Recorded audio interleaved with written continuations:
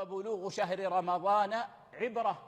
والله في العام الماضي ودعنا شهر رمضان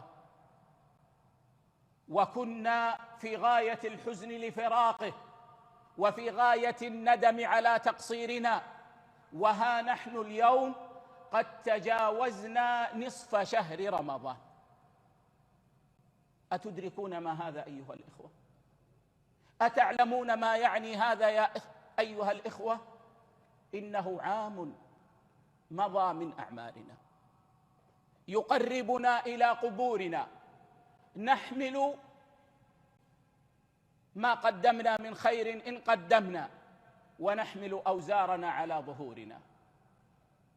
عام مضى والعمر محدود، الواحد منا إذا مضى عام من عمره يقول زاد عمري سنة، وحقيقة الأمر أن عمره نقص سنة واقترب من قبره. إنا لنفرح بالأيام نقطعها وكل يوم مضى يدني من الأجل، فاعمل لنفسك قبل الموت مجتهدا، فإنما الربح والخسران في العمل.